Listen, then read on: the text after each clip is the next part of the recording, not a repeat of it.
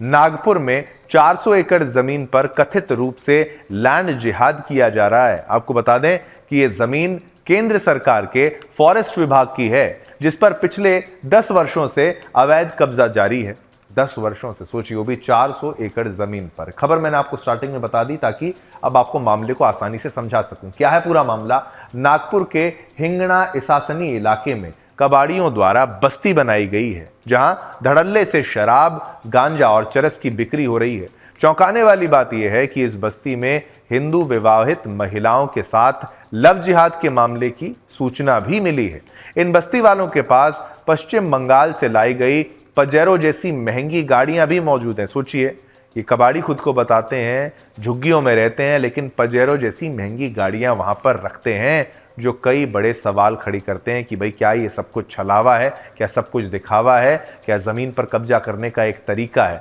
अब नागपुर प्रशासन के लिए बड़ी चुनौती है। वो बड़ी चुनौती कैसे है वो हम आपको बता दें।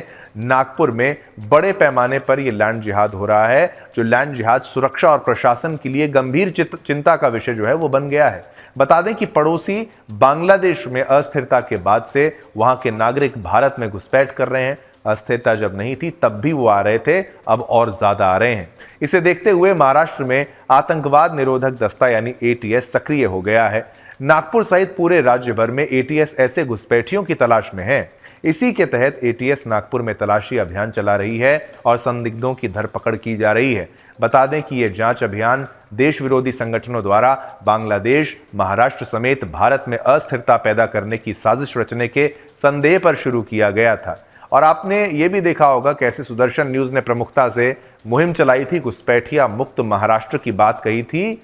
और क्यों कही थी ये आप आज समझ पाएंगे कि अगर नहीं भगाया तो क्या हो सकता है। अब कैसे होती है भारत में घुसपैठ, आपको ये बता देते हैं। भारत में घुसपैठ का जो कारण है वो आपको बता देते हैं। बांग्लादेश से बंगाल और अन्य रास्तों से भारत में घुसपैठ होती है।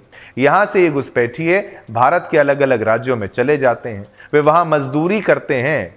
एटीएस ने यह भी जांच में जुटी है, जांच कर रही है कि क्या ये वाकई वहां के नागरिक हैं। देखिए, जैसा ही पता चलेगा कि उनके पास मौजूद आधार कार्ड और पहचान पत्र फर्जी हैं, एटीएस गिरफ्तारी का अभियान चलाएगी। अब इनको बख्शा नहीं जाएगा। अब नागपुर पुलिस भी अलर्ट मोड पर है। वो कैसे, वो आपको बता देते हैं। बांग्लादेशी घुसपैठियों की जांच के लिए एटीएस की तरह नागपुर पुलिस भी अलर्ट मोड पर है। स्थानीय पुलिस ने भी शहर के विभिन्न हिस्सों में पूछताछ शुरू कर दी है।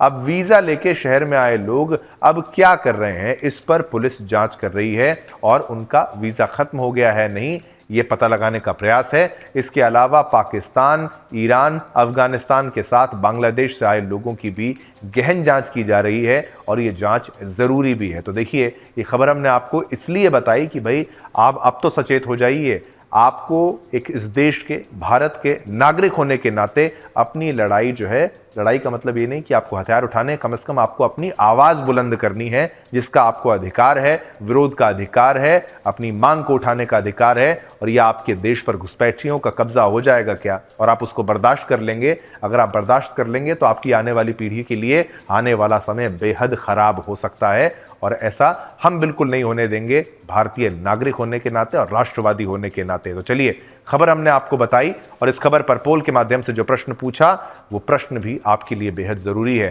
घुसपैठियों को भारत से खदेड़ देना चाहिए, भगा देना चाहिए कि नहीं, ये हमने आपसे प्रश्न पूछा। सोशल मीडिया प्लेटफॉर्म एक्स पर जनमत का ये प्रश्न आपके टेलीविजन स्क्रीन पर।